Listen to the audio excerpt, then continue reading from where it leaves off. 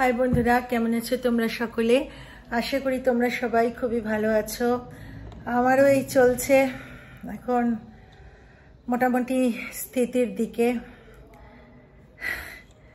তো দুদিন কেন, আমার মনে হয় 3 দিন তোমাদের সামনে আসতে পারিনি কথা সিরিয়ালের এপিসোড নিয়ে। আমি তো তোমাদের সামনে কথা সিরিয়ালের গল্পটা তুলে ধরি, তো খুবই অবস্থা খারাপ। নিজে এত টায়ার্ড হয়ে যাচ্ছি যে যদি টাইমও পাই তোমাদের সামনে আর আসতে পারছি না। তো আজকে কোনো মতে এসছি, তো এই চান ঠান করে উঠেছি। চলো আর সময় নষ্ট করব না, শুরু করা যাক। তো welcome welcome back to my channel serial update with Rinka. আর আজকে তোমাদের সামনে তুলে ধরবো 10th মে, 10ই মে কথা সিরিয়ালে কি হয়েছিল সেই এপিসোডটা। চলো তাহলে।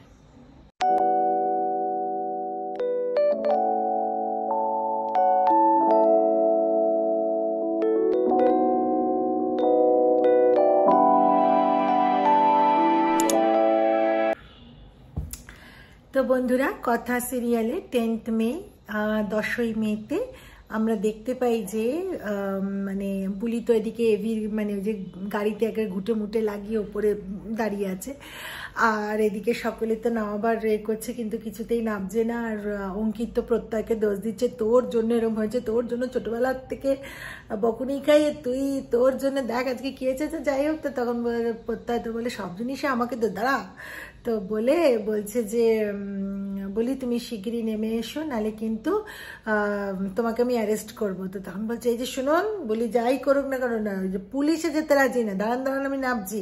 তো অনেক করে টোরে বলে আর কি নামানো হয়েছে। তো এভি তো প্রচন্ড জোরে রেগে গেছে। এভি বলছে যে তোরা যে কেন এখানে ওকে রেখেছিস, আর HOFO বা কেন রেখেছে, আমার একে দেখলে ইরিটেটিং লাগে, আমার ভাল লাগে না।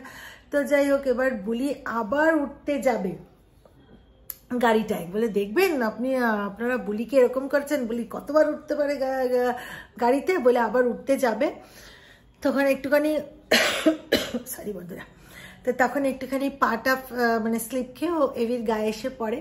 তো ওই মোমেন্টে একটা ছবি এবং আরো অনেকগুলো ছবি রিচা তুলে প্রান্তিককে পাঠিয়ে দেয়। এবং রিচা মনে মনে ভাবে যে বুলি মেয়েটার প্রতি একটু নজরদারি করতে হবে, কেন মেয়েটাকে আমার ঠিক সুবিধার লাগছে না। সুবিধার সেফ, ও যে প্ল্যানটা নিয়ে এসছে রিচা, তো সেটা ফুলফিল করতে গেলে বুলির থেকে একটু সাবধানে থাকতে হবে, এটাই হচ্ছে আসল কথা। তো যাই হোক, অপরদিকে আমরা গৃহবাড়িতে আবার তো দেখতে পাই যে একটা বাকি যে ভাই বোনেরা, তো তারা আর কি জিজ্ঞেস করছে বুলিকে যে কি ব্যাপার হয়েছে, কেন তুমি এরকম ঘুটে লাগিয়েছো। তো তখন বুলি বলছে দেখো, এই ভালো সাহেব মানুষ তো বলেছে যে আমাকে আবার পৌঁছে দেবে আমার পাড়াতে, তো যাতে না পৌঁছাতে পারে সেই জন্য আমি এটা করেছি। তো তখন এভি বলছে এটা আমার গাড়িই না, এটা তো বাড়ির গাড়ি।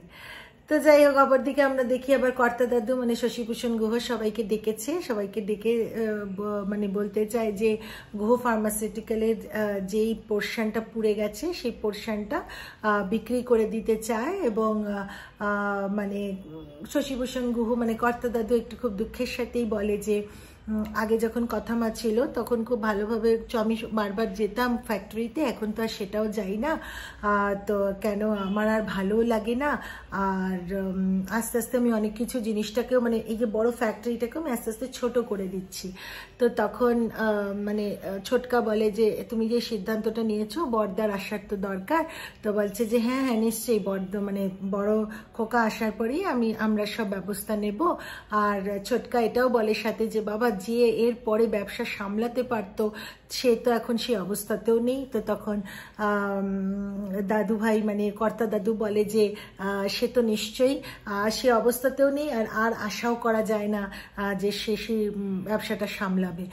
যেমন অগ্নিব ব্যবসা সামলাবে বলে আমাকে কিন্তু একটা দিয়েছিল, আশ্বাস দিয়েছিল এবং আমাকে প্রমিস করেছিল কথা যে একদিন না একদিন অগ্নিব এই গুহ ফার্মাসিউটিক্যাল সামলাবে। তো আজকে তো সে নিজেই চলে গেল, তো তাই আমি আর এসব নিয়ে আর আমার ভালো লাগছে না। আমি আস্তে আস্তে সব পাট চুকাতে চাই, যত ছোট করা যায়, তাই জন্য আমি সব বিক্রি করে দিচ্ছি। তো মেজমার তো মানে এসব মনে খটকা, মেজমা বলছে বাবা কেন বিক্রি করে দিতে চাইছে, আমাকে বিশ্বাস ফ্যামিলির সাথে যোগাযোগ করতে হবে, বিশ্বাস ফ্যামিলির সঙ্গে কথা বলতে হবে, এবং সেই হিসাবে আমাকে জানতে হবে, এবং তার সাথে আমিও কিছু টাকা পেয়ে যাবো, ওনারশিপও পেয়ে যেতে পারি। তো যাই হোক, অপর দিকে আমরা আবার দেখতে পারি যে এদিকে বুলি মানে জানতে চাইছে যে সে কোথায় শোবে, তার শোয়ার জায়গার তো কোনো, তো তখন মানে পিপিয়া বলে ওঠে যে ওপরের ঘরটাতে তো রিচার্জ হচ্ছে, বলে ঠিক আছে আমার বারান্দা, বলে হ্যাঁ বারান্দা আমার চলবে। তো বারান্দাটা এবার কথা বলতে বলতে যাচ্ছে মানে বুলি আর পিপিয়া, তখন হঠাৎ করে বুলি মনে হয় যে কেউ বোধহয় দরজার পেছনে আছে, তো তখন পিপিয়াকে এমনি করে দেখায় মানে চুপ করো। তো পিপিয়া বলছে কেন কি হয়েছে, তো তখন টেনে আনে রিচাকে টেনে এনে বলে যে এই যে তুমি এরকম দাঁড়িয়ে দাঁড়িয়ে কথা শুনছো কেন গো, তোমার লজ্জা করে না? তো তখন বলছে যে এই আমি কোথায় দাঁড়িয়ে দাঁড়িয়ে কথা শুনছি, আমাকে ইনসাল্ট করছো কেন তোমরা?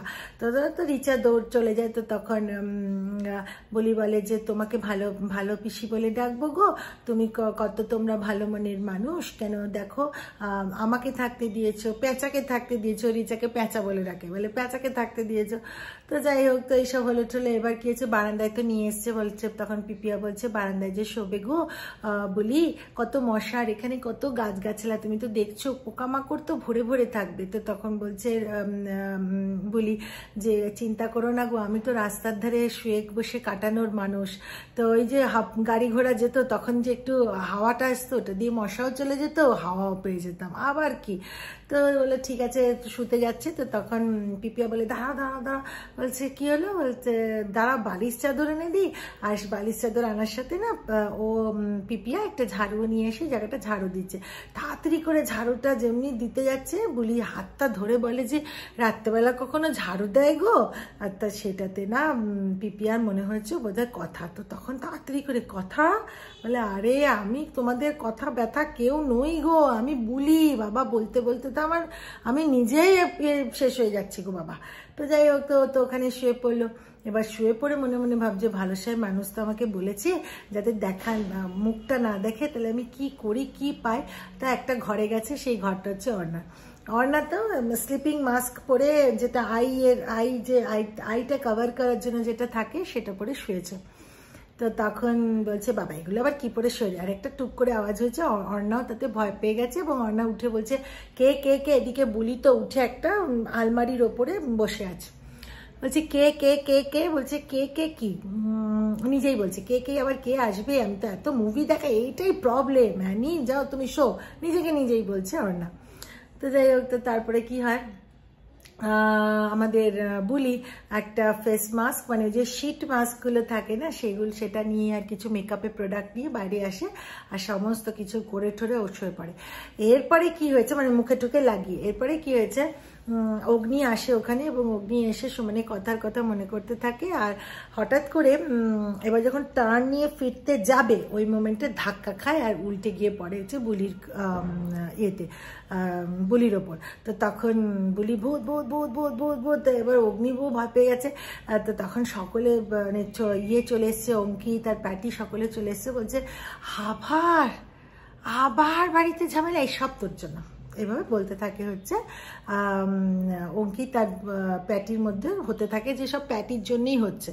তো যাই হোক, তো নীলাদ্রি আসে, সকলে এসে দেখে যে বুলি একটা মাস্ক নিয়েছে, বলে তুমি মাস্ক পরে যেতে, তো বুলি মাস্কটা সরিয়েছে, বলে তো বুলি, বলছে তুমি এটা কেন করেছো, বলছে আরে ভালো সাহেব মানুষ বলেছে না আমার মুখ যেন দেখতে না চায়, সেই জন্যই তো আমি এটা ঢেকে রেখেছি। বলে আর কোনো শোয়ার জায়গা পাওনি তুমি, এখানেই শুয়েছো, বারান্দাতেই শুয়েছো? তো তখন ওরা বলছে যে না ঠিক আছে, কিন্তু এই মাস্কটা, তখন অর্ণা বলছে যে ও তার মানে তুমি আমার ঘরে এসেছিলে, আমার থেকে মাস্কটা নিয়েছো, মেকআপের এগুলো নিয়েছো? তো তখন বলে কি করবো, ভালো সাহেব মানুষ আমার মুখ দেখতে চাই না বলে আমি এটা মুখের মধ্যে লাগিয়ে দিয়েছি। তো যাই হোক, তো সকলে তারপরে ওখান থেকে চলে যায়।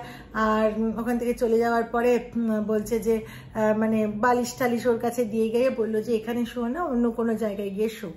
আর তো তখন এদিকে আবার বুলি আবার মনে মনে ভাবছে যে বুলি যেমন অপারক হয়ে এখানে এসছে, এখানে থাকছে, তেমন গুহ বাড়ির লোকেরাও খুব ভালো মানুষ যে ওকে এখানে থাকতে দিয়েছে। তো বন্ধুরা, এটাই ছিল হচ্ছে 10ই মে 10th মের এপিসোড। আমি জানি আমি অনেকটাই পিছিয়ে, আশা করব যত তাড়াতাড়ি সম্ভব আপ টু ডেট হওয়ার। বারবারই বলছি, কিন্তু দিনের পর দিন পিছিয়েই যাচ্ছি। কি করব, এমন অবস্থা। মানে তোমরা হয়তো দেখছো যে আমি আজকে যখন তোমাদের সামনে বলছি, আমার গলা যেভাবে আমি বলি সেভাবেও বলতে পারছি না। আমি একটুখানি মানে একটু কি বলবো, একটু টায়ার্ড গলার আওয়াজ পাচ্ছ। কেন, বড্ড শরীরটা খারাপ, এক তো সর্দি জ্বর, তার মধ্যে টায়ার্ডনেস লাগছে। মানে একেবারে কি বলবো আর জানি না, কিন্তু তার সত্ত্বেও তোমাদের সামনে গল্পটা তুলে ধরছি। আমাকে ক্ষমা করো তোমরা, আর আমার পাশে থেকো, আমাকে সাপোর্ট করো। তোমাদের সাপোর্ট ছাড়া, এই যে তোমরা সাপোর্ট করছো, লাইক করছো, সাবস্ক্রাইব করছো, তাই জন্য তো ভেতর থেকে এন্টু পেয়ে তোমাদের সামনে আসছি।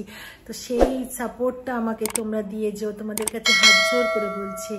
আমার থেকে সাথ ছেড়ো না, যত তাড়াতাড়ি সম্ভব আমি আপ টু ডেট করে তোমাদের সামনে আসবো। চলো তাহলে বন্ধুরা, দেখা হচ্ছে একটা পরবর্তী ভিডিওতে। ততদিনের জন্য টাটা, ভালো থেকো, সুখে থেকো।